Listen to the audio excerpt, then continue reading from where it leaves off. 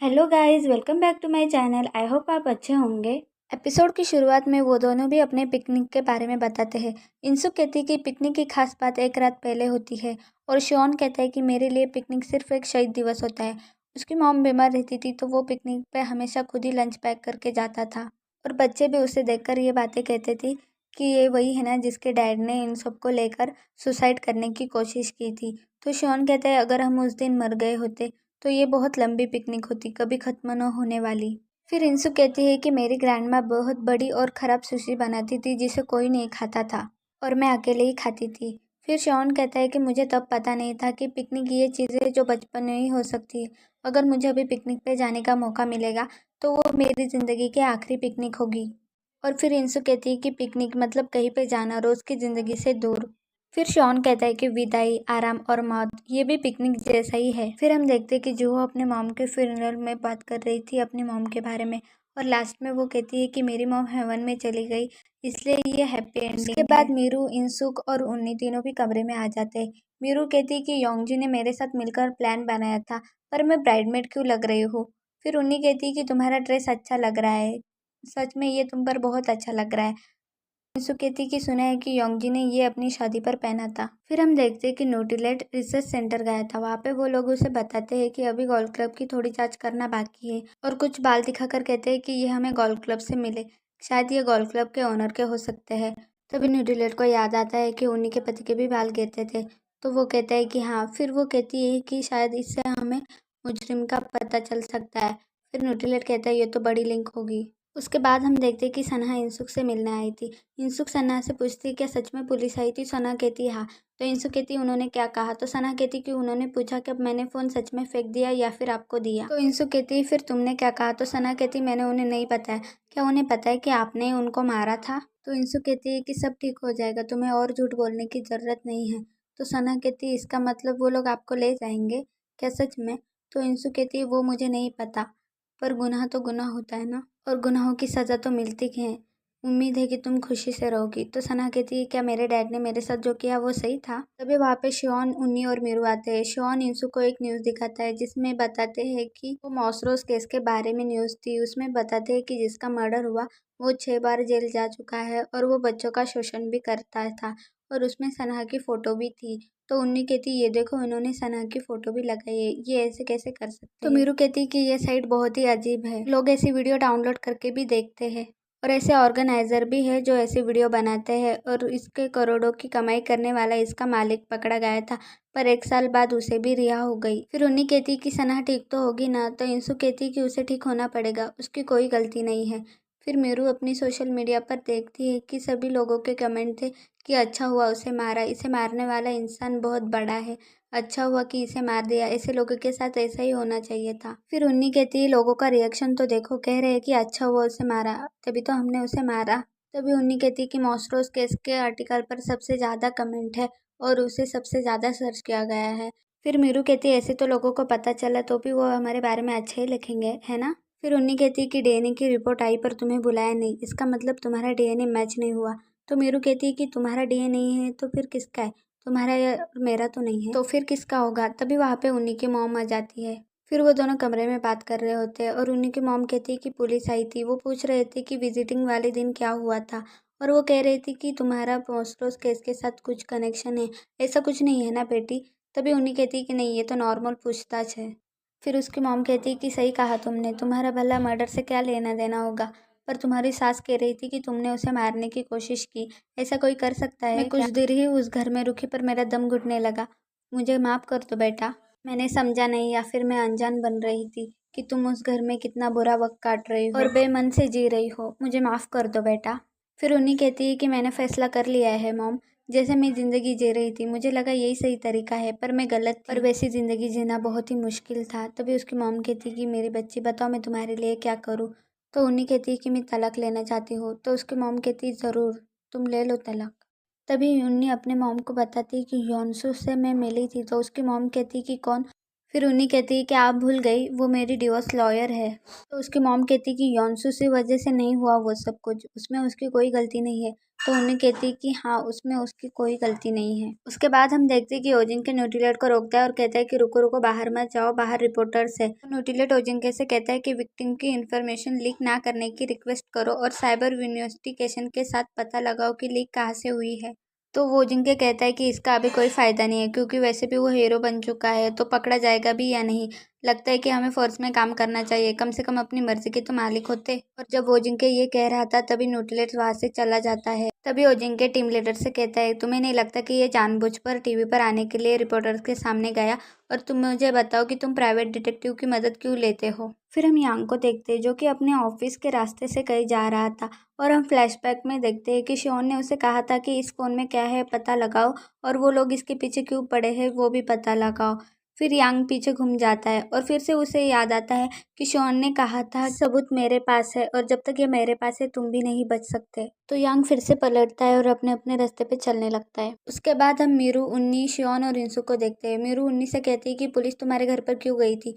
तो उन्नी कहती है क्योंकि गोल्फ क्लब मेरे पति का है और मुझे नींद में चलने की बीमारी है, और सबसे बुरी बात तब होगी जब मैं उन्हें खुद बताऊंगी कि मर्डर मैंने किया है। तो इंसु कहती है कि मेरी बात ध्यान से सुनो, तुम्हारे तलाक का क्या होगा। अगर मर्डर में तुम्हारा नाम आ गया तो तुम्हारा तलाक लेने में दिक्कत होगी। फिर मीरू कहती है कि बात इतनी आसान नहीं है, कोई नींद में चलते हुए अकेले वहां कैसे पहुंच जाएगा, और फिर क्यों। और उसके बाद पता चल जाएगा कि हम मेरी कार से गए थे और पार्टी में जाने का भी बहाना किया था, और उसके बाद हम सब पकड़े जाएंगे। तो उन्नी कहती कि उस दिन इंसु की दादी का कॉल आया था और उस आदमी ने इंसु की दादी को मारा भी था। तो हम इंसु की दादी को देखने के लिए चले गए और सनहा को मुसीबत में देखा तो गुस्से में आकर। तभी मीरू कहती कि नहीं, हम गुस्से का बहाना नहीं कर सकते, तुम गोल्फ क्लब साथ लेकर चली गई थी, इससे हम पकड़े जाएंगे। फिर मीरू शॉन से कहती है कि तुम कुछ कह क्यों नहीं रहे हो, तुम भी तो उस दिन हमारे साथ ही थे।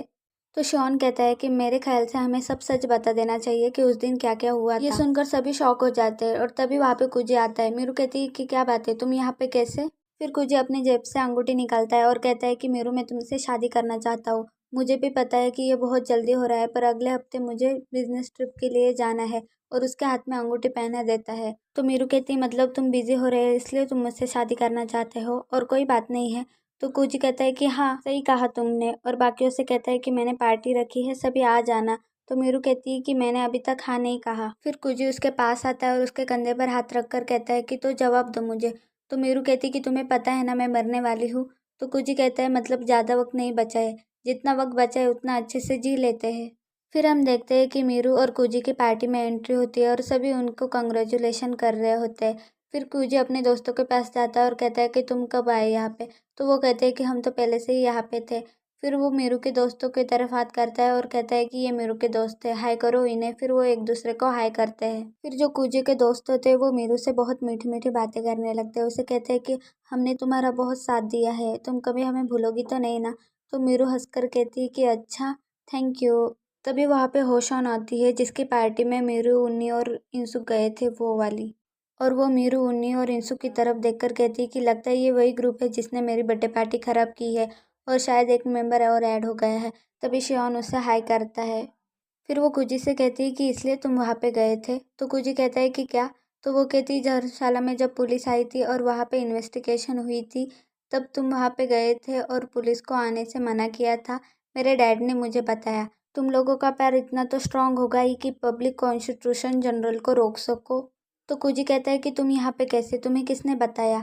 तो वो कहती मेरू मेरी दोस्त है, मुझे तो आना ही होगा ना। तो कुजी कहता है कि तुम मुझे पसंद करती थी तो मुझे लगा तुम नहीं आओगी, और सभी लोग उस पर हंसने लगते हैं।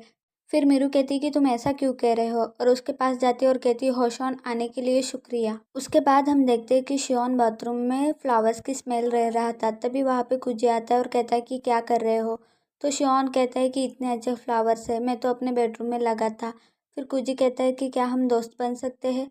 तो शॉन कहता है कि क्यों। तो कुजी कहता है कि हम दोनों की हालत भी एक जैसी है, हम दोनों भी बीमार लड़की से। के बाद हम इंसु को देखते हैं जो पूल के पास खड़ी थी और उसे उसके बचपन का इंसिडेंट याद आता है। तभी वहाँ पे मीरू आ जाती है और उसे कहती है अरे क्या कर रहे हो यहाँ पे, और क्या सोच रही हो। तो इंसु कहती है कि जब मैं छोटी थी तो तुम्हारे जैसी एक पॉपुलर और सुंदर बच्ची थी, सब लोग उसे पसंद करते थे।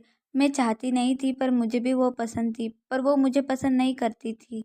ऐसा ही होता है, अगर मैं बीमार नहीं होती तो मैं तुमसे नहीं मिल पाती। तो मीरू कहती है कि तब मैं एक पॉपुलर लड़की नहीं थी, तब मैं एक आउटकास्ट हुआ करती थी। तो इंसुक कहती है क्यों? तो मीरू कहती है आउटकास्ट होने की कोई वजह होती है क्या? तभी वहाँ पे उन्नी आती है और कहती है लगता है सारे आउटकास्ट एक ही जगह पे है। तो मीरू कहती है तुम तो आउटकास्ट नहीं थी ना? तो उन्नी कहती है कि नहीं, मैं तो एक शांत और अच्छी बच्ची थी। सब लोग मुझे पसंद करते थे पर मैं किसी को पसंद नहीं करती थी। तो मेरी कहती है कि मतलब तुम घमंडी लड़की थी? तो उन्नी कहती है कि हाँ। फिर मीरू कहती है कि पहले तो वो मुझे कुछ भी नहीं समझते थे, मैं सबके जैसे ही पैदा हुई थी। तुम उनके जैसा बनने की कितनी भी कोशिश कर लो पर उनके जैसा बनना आसान नहीं है। पर अब देखो तुम मुझे। तो उन्नी कहती है कि दूसरों की नज़रों पर इतना ध्यान मत दो और आज के लिए तुम्हें मेरी तरफ से कॉन्ग्रेचुलेशन। तभी मीरू हंसकर कहती है कि थैंक यू, मैं हमेशा से ये चाहती थी पर डर लग रहा है कहीं हमने जो किया उसकी वजह से ये सब खत्म ना हो जाए। पता नहीं फिर मैं क्या करूँगी, मैं फिर से गिरना नहीं चाहती। फिर इंसु कहती है कि तुम उस सब की फिक्र मत करो, बस इस पल का मज़ा लेते रहो। और वो तीनों चर्च करते हैं। उसके बाद मीरू होटल रूम में अपनी फ़ोटो खींच रही थी और टीवी पे न्यूज़ भी चल रही थी मर्डर की। फिर मीरू अपनी फ़ोटो पोस्ट करती है और उस पर लिखती है कि मरने से पहले किसी बुरे आदमी को अपने साथ ले जाना गुनाह नहीं है। फिर वहाँ पे कुजी भी नहाकर आ जाता है और मीरू के गले लगता है। फिर मीरू कहती है कि कुजी मैं नशे में हूँ। तो कुजी कहता है ओ अच्छा। तो मीरू कहती है कि क्या तुम मुझसे सच में प्यार करते हो ना? तो कुजी कहता है कि हाँ। तो वो कहती है अगर मैं कहूँ मैंने किसी का खून किया है तो फिर भी? तो वो कहता है कि किसका खून किया है? तो मीरू कहती है कि एक शैतान का। तो कुजी कहता है कि फिर अच्छा किया। फिर मीरू कहती है कि क्या तुम सच में मुझसे तब भी प्यार करोगे जब मैं कहूँगी कि मैंने किसी का खून किया है? तो तभी टीवी पर एक न्यूज़ आती है कि एक गुनहगार को कल सुबह रिहा करने वाले हैं। तो कुजी कहता है अगर ऐसे इंसान का किया होगा तो अच्छा किया है। फिर मीरू उसे बताती है कि मेरा खुद का एक छोटा सा राज है। उसके बाद हम पुलिस स्टेशन में देखते हैं। ओजिंके कहता है कि हैरानी की बात है कि आज रिपोर्टर्स आए नहीं, शायद पागदुन हुआ उनकी रिहाई की वजह से। तो टीम लीडर कहती है तुम रिपोर्टर की वजह से इतने तैयार होकर आए हो, वैसे तुम उन्हें बताने क्या वाले हो? तो वो कहता है कि ऐसा कुछ नहीं है, यहाँ से जाने के बाद आज मेरी डेट है। तो टीम लीडर जोर जोर से हंसने लगती है। फिर ओजिंग के टीवी की तरफ देखकर कहता है कि लगता है वहाँ पर अभी भी इमरजेंसी की हालत है। मुझे लगता है कि हत्या की साजिश की होगी। टीम लीडर कहती है कि सभी गुस्से में होंगे। तो ओजिंके कहता है कि बिल्कुल, कानून ने अपना काम ठीक से कहा किया है। वैसे हमने भी हमारा काम ठीक से नहीं किया, मुजरिम को पकड़ लिया और फिर से रिहा कर दिया। मुझे तुम सच बताओ, क्या मुजरिम को तुमने अंदर से झांका है कि वो बाहर जाकर कुछ करेगा या फिर नहीं करेगा? फिर टीम लीडर टीवी को बंद करती है और न्यूटीलेट से कहती है क्या हमें उस केस को सॉल्व करना है? मेरा मतलब हर कोई खुशी से कह रहा है कि वो मरने के लायक था, तो केस सॉल्व करने की ज़रूरत नहीं है। इंस्पेक्टर जो शॉन, आपका क्या कहना है? ये नाम न्यूटीलेट का ही है। फिर न्यूटीलेट कहता है कि बिल्कुल, हमें उसे पकड़ना चाहिए। तो टीम लीडर कहती है कि क्यों? तो न्यूटीलेट कहता है क्योंकि ये हमारा काम है और इसी बात की हमें तनख्वाह मिलती है। प्यो इंसुक और उसके रूममेट कैन सियोन और सांगमेरू उस दिन एक साथ ही थे। सांगमेरू के बयान से उस दिन उससे मिलने कोई नहीं आया था, तो वो तीनों पार्टी में गए थे। सांगमेरू ने अपने सोशल मीडिया पे वो फ़ोटो भी अपलोड की है। तभी टीम लीडर कहती है कि मैं उसे फॉलो करती हूँ। तो ओजिंके कहता है कि क्यों? तो टीम लीडर कहती है क्योंकि सजेशन में था और वो बहुत मशहूर भी है। तभी टीम लीडर उसके प्रोफाइल पर जाती है और फोटो पर क्लिक करती है और यहाँ पे मीरू का फ़ोन बहुत वाइब्रेट हो रहा था और उसे बहुत मैसेज आ रहे थे। तो वो फ़ोन खोलती है और देखती है कि उसने क्या पोस्ट की है, तो वो तुरंत ही फ़ोटो को डिलीट कर देती है। और यहाँ पे टीम लीडर को भी वो फ़ोटो नहीं दिखती क्योंकि सांगमीरू ने डिलीट कर दी थी। फिर सांगमीरू को देखती है जो कि बहुत पैनिक हो जाती है और कुजी को ढूंढने लगती है और कुजी उसे नहीं दिखता। फिर उसे याद आता है कि कल रात उसने कुजी को कहा था कि मैंने एक बुरे इंसान को मारा है, वैसे तो मैंने उसे नहीं मारा पर वैसा ही कुछ समझो। और फिर वो बहुत रोने लगती है। दूसरी तरफ हम देखते हैं कि मैडलिना सबको बताती है कि हम पिकनिक पर जाने वाले हैं और सभी बहुत खुश होते हैं। फिर मैडलिना कहती है कि सभी समुंदर की आवाज़ सुनने के लिए बेताब है ना? और सभी जोर से हाँ करते हैं। फिर रूम में जाते समय दादी कहती है कि इतनी जगहों में समुद्र ही क्यों, वहाँ पानी के सिवा कुछ नहीं है, मैं तो एक मंदिर जाना चाहती हूँ। तभी सिस्टर शमन कहती है कि योंगजी की इच्छा थी कि उसकी अस्थियाँ समुद्र में ही बहाई जाए। वहाँ पे शियोन और इंसुक बैठे थे, तो दादी जाते जाते उन्हें कहती है कि तुम दोनों यहाँ पे क्या कर रहे हो? तो वो अच्छी औरत कहती है डेट पे आए हो क्या? और सिस्टर शमन कहती है कि तुम दोनों यहाँ पे बैठकर लोगों को जला रहे हो क्या? फिर शॉन इंसुक से कहता है कि याद है जब हम छोटे थे तो लोगों को बताते थे कि हमें पिकनिक पर कोई पसंद आया। तो इंसु कहती है सच में? तो शॉन कहता है शायद तुमने नहीं कहा। तो इंसु कहती है क्या तुमने कहा? तो शॉन कहता है कि नहीं। तो इंसु कहती है कि क्यों? तो शॉन कहता है कि ऐसा कोई था ही नहीं। फिर इंसु कहती है कि एक तो होता ही है, पता नहीं कहाँ पर है, उसने मुझे बचाया था पर मैं उसे ढूंढ नहीं पाया। फिर मैं सोचता था कि वो क्या कर रही होगी, शायद पिकनिक पर गई होगी, अपने दोस्तों के साथ खेल रही होगी, शायद उसे भी कोई पसंद होगा पर ज़्यादा पसंद नहीं होगा, शायद उसे भी मैं अच्छी तरह से याद नहीं होऊंगा। फिर शॉन उससे पूछता है कि तुम पिकनिक पर क्या करती थी? तो इंसुक बताती है कि सुशी, छोटी और प्यारी सी सूची बनाकर लंच बॉक्स में भरती थी और उसके साथ खाती थी जो मुझे पसंद आता था। फिर शॉन कहता है बस इतना ही? तो इंसु कहती है कि हाँ इतना ही। फिर वो दोनों भी अपनी आइसक्रीम खाने लगते हैं। फिर हम देखते हैं कि यांग के ऑफिस में वो बुरा आदमी आया होता है और वो कहता है कि अच्छा मतलब ये ऐसे ही चलता रहेगा तो ठीक है अब वक्त ख़त्म, और वहाँ से चला जाता है और यांग भी वहीं पे छुपा होता है। फिर हम इंसु की दादी को देखते हैं जो कि ड्रिंक करने के लिए आई होती है। वो आंटी उससे कहती है कि तुम आज काम पर नहीं गई? तो इंसु की दादी कहती है क्या तुम्हारे पास शराब है? तो वो कहती है कि आज नहीं और शराब पीना बंद कर दो। फिर इंसु की दादी टेबल पर आकर बैठ जाती है। वहाँ पे वो बुरा आदमी भी होता है। वो ड्रिंक में नशे की गोली मिलाकर इंसु की दादी को कहता है कि अम्मा मेरे पास है, क्या मैं यहाँ पे बैठ जाऊँ? तो इंसु की दादी कहती है कि हाँ बैठ जाओ। फिर वो इंसु की दादी को शराब पिलाता है। फिर वो इंसु की दादी को कहता है कुछ बुरा हो गया हो तो मुझे बताओ। तो इंसु की दादी उससे कहती है कि तुमने क्या गलत काम किया जो तुम्हारा चेहरा सूज गया है? किसी के साथ मारपीट की क्या? तो वो कहता है कि ये तो बस ऐसे ही। फिर दादी कहती है कि मैं ये नहीं कह रही कि तुम बदसूरत हो या फिर खूबसूरत हो, पर अभी भी वक्त है तुम्हारे पास। ये अच्छी बात है कि तुम्हारे पास वक्त है, अच्छा काम करो ताकि तुम्हारा चेहरा भी अच्छा दिखे। फिर हम मीरू को देखते हैं जो कि उदास होकर कमरे में आती है और कहती है कि सब खत्म हो गया। तो उन्नी कहती है कि क्या हुआ? तो मीरू कहती है लगता है मैंने कुछ गलत कर दिया। तो उन्नी कहती है क्या तुम्हारा झगड़ा हुआ? तो मीरू कहती है कि उससे भी बुरा हो सकता है हमारे बीच में, इसलिए मैं अब सबको सच्चाई बताने वाली हूँ और मेरा अकाउंट भी डिलीट कर दूंगी। रोने लगती है और कहती है कि सब खत्म हो चुका है अब, जीपीओ के साथ भी। तभी इंसु को उस बुरे आदमी का वीडियो कॉल आता है तो वो डर जाती है और उन्हें कहती है कि मैं आई, और बाहर जाकर उसका वीडियो कॉल उठाती है तो वो देखती है कि उसकी ग्रैंड माँ को बांध कर रखा था। फिर वो बुरा आदमी कहता है कि तुम्हारा वक्त खत्म हो चुका है और तुम्हें वक्त देकर मैंने गलती कर दी, फ़ोन दे दो और खुद को सरेंडर कर लो, और फ़ोन कट कर देता है। फिर वो कमरे में आती है और बैग में फ़ोन ढूंढने लगती है। तो मीरू से कहती है कि क्या हुआ, तुम क्या ढूंढ रही हो? फिर वो उनसे पूछती है कि वो जॉन कहाँ पे है? तो उन्नी कहती है कि मुझे नहीं पता। फिर वो भागकर बाहर जाती है। फिर हम देखते हैं कि शॉन ग्रैंडमा के पास जाता है और उनके हाथ पैर खोलता है। फिर वो बुरा आदमी कहता है कि मैंने बस नशे की ड्रिंक दी है और वो जिंदा है, मैं बड़ों की इज्जत करता हूँ, इतनी ज़ोर से मारा। फिर शॉन उसकी तरफ आता है और फिर से उसे एक ज़ोर से फाइट मारता है। फिर हम देखते हैं कि इंसुक अपनी ग्रैंडमा को देखने के लिए घर पर आती है और वो पूरे घर में अपनी ग्रैंडमा को आवाज़ लगाती है। फिर वो घर में बीच में आ जाती है तो उसकी ग्रैंडमा आती है। फिर वो कहती है कि आप तो ठीक तो है ना? तो उसकी ग्रैंडमा कहती है कि आवाज़ से मेरा सिर फट जाएगा, मैं बस सो गई थी। फिर इंसु कहती कि आप ठीक तो है ना, यहाँ पे कोई आया था?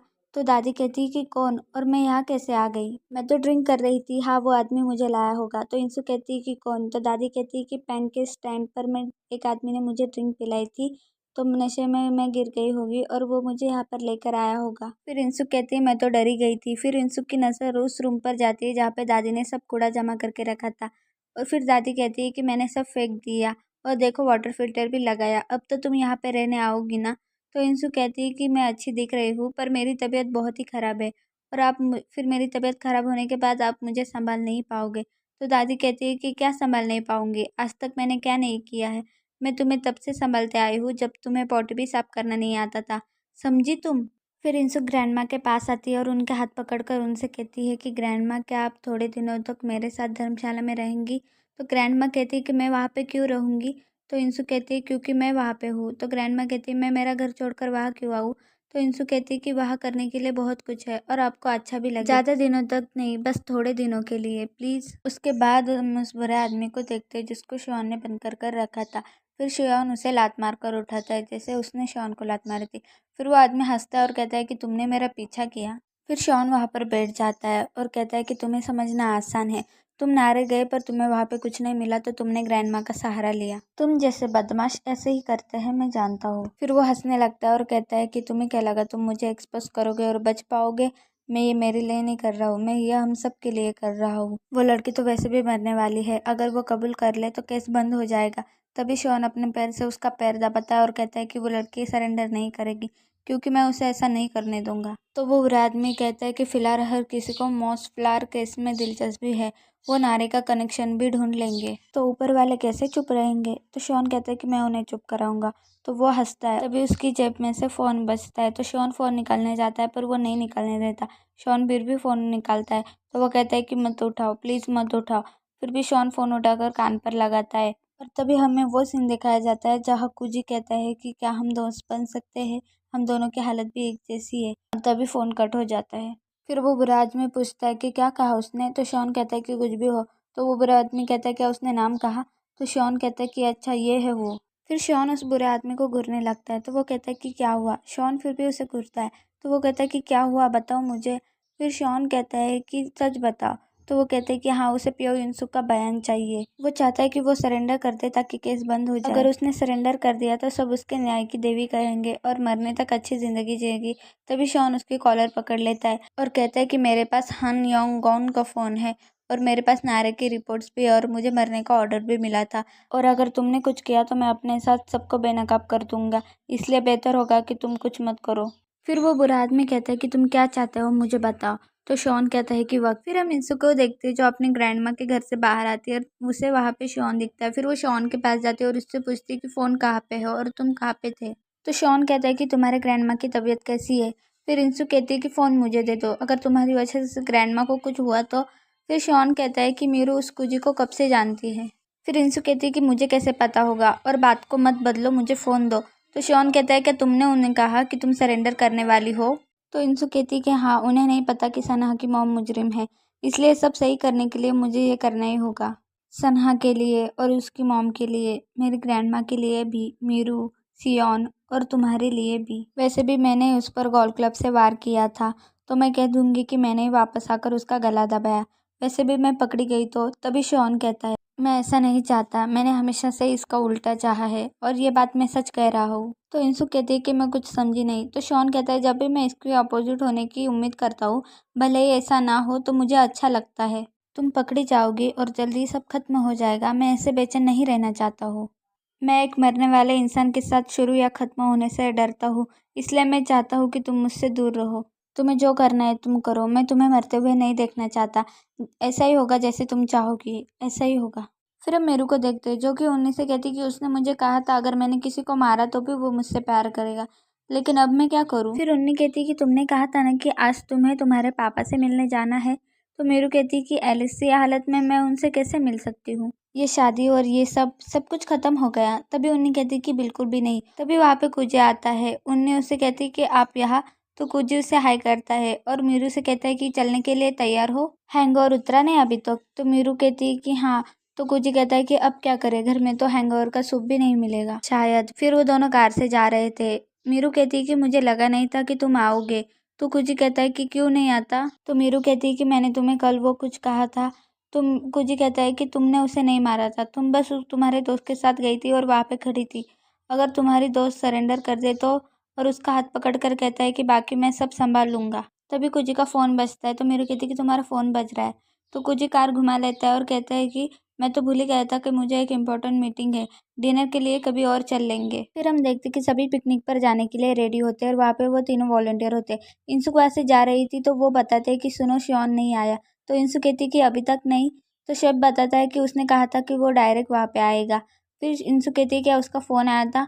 तो डॉक्टर कहती है कि उसने सिस्टर मेडलिना को बताया था कि वो डायरेक्टली वहाँ पर ही आएगा। फिर वो दूसरा आदमी कहता है कि योंगजी नहीं है तो उसके पास ज़्यादा काम होने ही होगा, है ना? तभी वहाँ पे इंसु की दादी आती है और वो इंसु को बताती है कि मैं हेडनैन से मिलकर आई हूँ, उन्होंने मुझे किचन की जिम्मेदारी सौंपी है। फिर इंसु अपनी ग्रैंडमा को उनसे इंट्रोड्यूस कराती है और कहती कि ये मेरी दादी है, थोड़े दिनों के लिए यहाँ पे आती रहेगी और वो किचन में मदद भी कर देगी। फिर दादी शेफ से कहती कि सुना है तुम देर से खाना देते हो। तो शेफ कहता है कि उसका सही टेम्परेचर। तभी दादी कहती है कि मैं फैक्ट्री में 100 लोगों का खाना अकेले ही देती थी। फिर शेफ कहता है कि इतना ज़रूरी नहीं है दादी माँ, मैं अकेले ही कर लूँगा। तो दादी कहती है अरे मदद तो करने दो, मैं सब फटाफट से कर दूंगी। ये सुनकर शेफ का चेहरा उतर जाता है। फिर उसके दोस्त उसके कंधे पर हाथ रखकर उसे दिलासी देते हैं।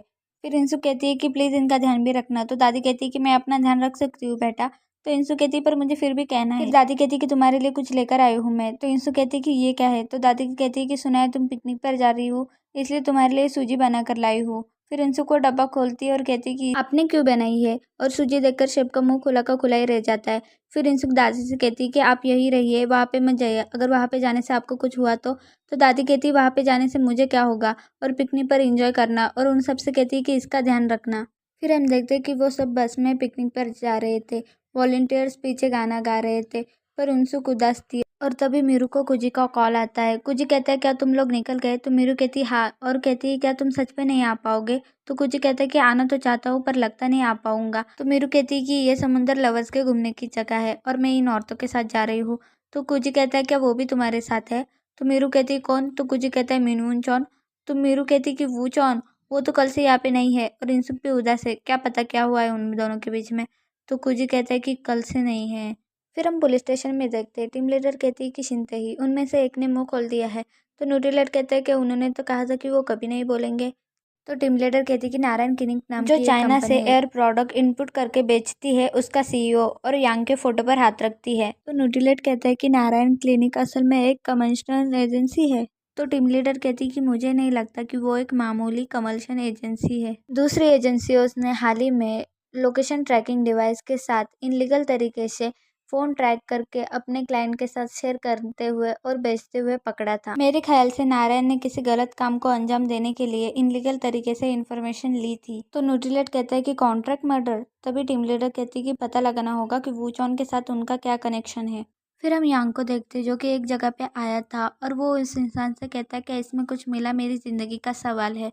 तो वो इंसान कहता है कि मैंने अपनी ज़िंदगी में अनगिनत फ़ोन रिस्टोर किए हैं और मुझे ये अच्छा लगता है कि जब मेरे क्लाइंट मुझसे कहते हैं कि प्लीज़ इससे मेरी पूरी ज़िंदगी जुड़ी हुई है, इसे रिस्टोर कर दो, और मैं उन्हें रिस्टोर कर देता हूँ, पर उसमें कुछ खास नहीं निकलता, बस कुछ नोट्स निकलते हैं। तो यांग कहता है कि बस करो और मुझे बताओ कि इसमें कुछ निकला। तभी वो इंसान उसकी तरफ मुँह करता है और अपनी जेब में से फ़ोन निकालता है और फिर यांग को देता है, और यांग कहता है कि बाल बाल बज गए। फिर हम कुजी को देखते हैं जो कि एक शांत जगह बैठकर म्यूज़िक सुन रहा था। तभी उसका फ़ोन बजता है और वो फ़ोन उठाकर अपने कान पर लगाता है। फिर हम देखते हैं कि दूसरी तरफ यांग होता है और हमें फ्लैशबैक में देखते हैं कि यांग जब अपनी कार में बैठ रहा था तभी वो देखता है कि उसकी कार की कांच पर एक नोट लिखा है। फिर वो कहता है कि ओ नहीं। फिर वो नोट लेता है और पढ़ता है। उसमें लिखा था कि 4 बजे 1 नंबर को कॉल करना, इसलिए यांग ने कॉल किया था। और हम देखते हैं कि दूर से शॉन अपने मोबाइल में देखते हैं कि ठीक 4 बज गए हैं और शॉन दूर से कुजी को देख रहा था। फिर शॉन उधर से चला जाता है। फिर हम फ्लैशबैक में देखते हैं कि कुजी उस बुरे इंसान को कहता है क्या वक्त आ गया है कि मुझे तुम्हारा फ़ोन ट्रैक करना पड़ेगा।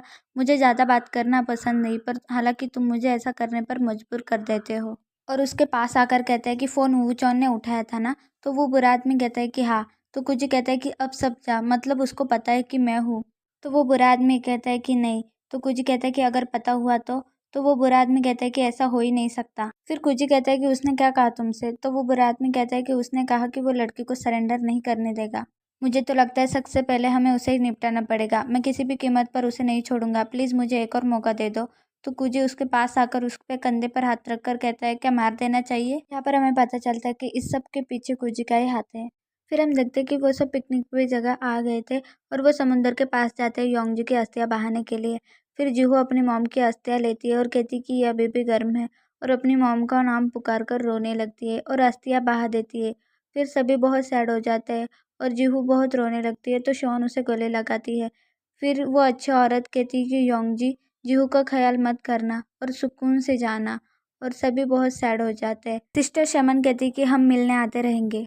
फिर वो सभी अपने होटल आ जाते हैं और अपने होटल को देख के वो सभी बहुत खुश होते हैं। फिर दादी कहती है यहाँ पे रहने का किराया कितना होगा पता है। तो वो अच्छी औरत कहती है कि मीरू का अमीर बॉयफ्रेंड भर देगा। तो दादी कहते हैं सच में, वाकई। तभी सिस्टर शमन कहती है कि लोगों को पैसों का गुलाम नहीं होना चाहिए, पर अभी पैसा ही चाहिए। फिर वो सभी अंदर आ जाते हैं और दादी कहती है कि उन्होंने कहा है कि अपने अपने कमरे पर नाम लिख देना। तो सिस्टर शमन कहती है क्या यहाँ भी वही लोगों के साथ रहना पड़ेगा, मुझे अलग लोगों के साथ रहना है।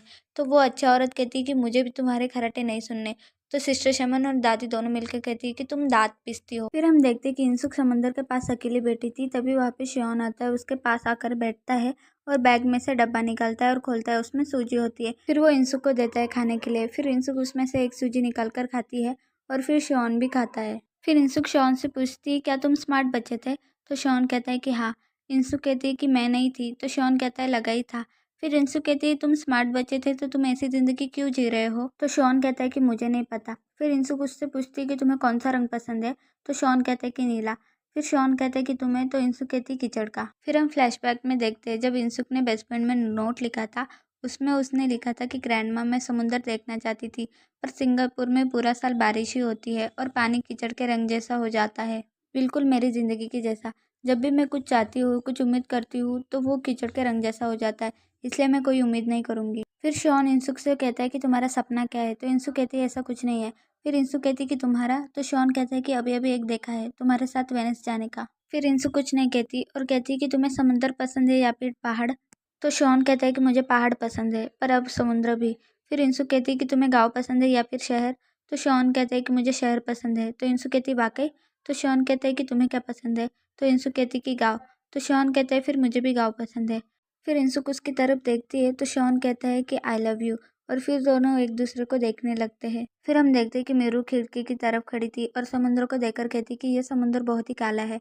और फिर उन्हीं को कहती है कि सुनो, अगर इंसुक सरेंडर कर दे तो उन्हीं शौक होकर कहती कि तो क्या होगा? तो मेरू कहती अगर उसने सरेंडर कर लिया तो हमारे लिए ज़्यादा अच्छा होगा। तो उन्हीं कहती है कि नहीं, तुम चाहती हो कि इंसुक सारा इल्ज़ाम अपने ऊपर ले ले। तो मेरू कहती है कि मैं बहुत डरती हूँ, मैं अभी अभी खुश रहने लगी हूँ और मैं अपने आंखों के सामने ये सब खत्म होते हुए नहीं देख सकती। फिर हम देखते हैं कि ग्रैंडमा, सिस्टर शमन, वो अच्छी औरत और जूहू चारों एक ही कमरे में सोए थे, पर उन्हें ठीक से नींद नहीं आती और सोने को जगह नहीं होती, इसलिए उनकी नींद खुल जाती। फिर दादी कहती कि हम चारों एक ही कमरे में क्यों सो रहे हैं? तो वो अच्छी औरत कहती कि क्या गलत है, ऐसा लग रहा है कि हम स्कूल पिकनिक पर आए हैं। तो सिस्टर शमन कहती कि उनके लिए इतना तो कर सकते हैं ना। फिर हम इंसुक और शॉन को देखते हैं जो अपने कमरे में आते हैं, उनका कमरा पूरा सजा हुआ था। फिर हम देखते हैं कि सिस्टर शमन कहती है कि वो अभी क्या कर रहे होंगे? तो वो अच्छी औरत कहती कि वो अभी बहुत खुश होंगे। तो गुब्बारे फुलाते फुलाते मेरे तो होठ ही सूज गए। फिर वो लिप ग्लॉस लगाने लगती है। फिर वो अच्छी औरत कहती है क्या मैं अपने पहले प्यार के बारे में बताऊँ? तो सिस्टर शमन कहती कि ओ मुझे बहुत नींद आ रही है, और सो जाती है। और फिर दादी कहती मुझे अचानक से बाथरूम जाना पड़ रहा है। फिर वो अच्छी औरत जूहू को आवाज़ लगाती है और कहती जूहू क्या तुम सो गई? फिर हम देखते हैं कि शॉन और इंसुक कमरे में इधर उधर देख रहे होते हैं। फिर इंसुक अपना बैग निकाल कर रखती है और जैकेट पे निकाल कर बैठ जाती है और कहती है कि करते हैं। तो शॉन कहता है कि क्या करते हैं? तो इंसुक कहती है कि सबसे इंटेंस चीज़ जो एक लड़का और लड़की करते हैं। तो शॉन कहता है ठीक है। फिर शॉन भी अपना कोट निकाल कर रख देता है और इंसुक के पास आकर बैठता है। फिर उसके कंधे पर हाथ रखता है और उसको अपने ओर मोड़ता है और उसके फोरहेड को अपना फोरहेड लगाता है। इंसुक को लगता है कि वो किस करने वाला है, तो इंसु आंखें बंद कर लेती है। फिर वो शांत हो जाता है। फिर इंसुक आंखें खोलती है और कहती कि तुम क्या कर रहे हो? तो शॉन कहता है कि सबसे इंटेंस चीज़, ऐसा करके मुझे लगता है कि कोई मेरे करीब है। फिर इंसु कहती है कि तुमने पहले ये नहीं किया ना? तो शॉन कहता है और तुमने? तुमने भी नहीं किया ना? तुमने नहीं किया, मैं जानता हूँ। तो इंसु कहती है अगर किया नहीं है तो ना करे। तो शॉन कहता है कि कर सकते हैं, सबका पहली बार होता है, ऐसी कोई बड़ी बात नहीं है। तो इंसु कहती है क्या ये अपने आप नहीं होता? तो शॉन कहता है कि अगर हम ऐसे ही बातें करते रहे तो नहीं हो सकता। तो फिर इंसु कहती कि मूवीज़ में देखा है कि वो पहले आँखों में देखते हैं, फिर एक दूसरे को धक्का देते हैं और कपड़े निकालते हैं। शॉन कहता है कि हाँ। तो इंसु कहती है पर हम वैसा क्यों नहीं कर रहे हैं? तो शॉन इधर उधर देखता है और कहते हैं कि हमें इसके बारे में बात नहीं करनी चाहिए। उसके बाद हम देखते हैं जब पास्ट में शॉन अपनी मॉम के पास बैठा था तो वो बैठे बैठे सो गया था। फिर वो नींद से जागता है और अपनी मॉम को देखता है और वो अपनी मॉम के पास जाता है और मॉम को आवाज़ लगाने लगता है। और फिर तभी वो नींद से जाग जाता है और उठकर बैठता है और अपने साइड में इंसुक को देखने लगता है और उसे आवाज़ देता है कि इंसुक। और फिर वो चेक कर रहा था कि उसकी सांसें चल रही है नहीं, और उसके करीब जाकर चेक करता है कि उसकी सांसें चल रही है या नहीं। तभी इंसुक नींद में उसे गले लगा लेती है और उसके कान में कहती है कि मैं ठीक हूँ। फिर वो दोनों एक दूसरे की तरफ देखने लगते हैं और एक दूसरे को किस करते हैं। फिर वो दोनों इंटीमेट हो जाते हैं। उसके बाद हम देखते हैं कि अगली सुबह शॉन बैठा था और इंसुक वहाँ पे सोई थी। बाहर से आवाज़ें लाने लगती तो वो दोनों भी एक दूसरे की तरफ देखने लगते। फिर हम देखते कि बाहर समंदर के पास एक आदमी की लाश पड़ी थी। उसके बाद हम न्यूट्रीलेट को देखते जो कि कार में था और ओजिंके से बात कर रहा था। फिर वो कहता है कि क्या क्या कह रहे हो तुम? तो ओजिंके उसे बताता है कि पार्क वू जिन जो कल पिकनिक पे गया था उसका खून हो चुका है और पता चला है कि वही जगह है और वही कर्ल है। मुझे बताइए कि अब आप वही जा रहे हो ना अभी? फिर इंसुक और शॉन भी बाहर आ जाते हैं, बॉडी को देखते हैं और उस बॉडी पर भी वैसे ही मॉन्स्ट्रोस का फूल लगा था जैसे पिछले वाली बॉडी पर लगा था। और शॉन और इंसुक इधर उधर देखने लगते हैं। फिर शॉन कहता है कि ये एक चाल है और इंसुक उसे देखती है और यहीं पे हमारा एपिसोड खत्म होता है।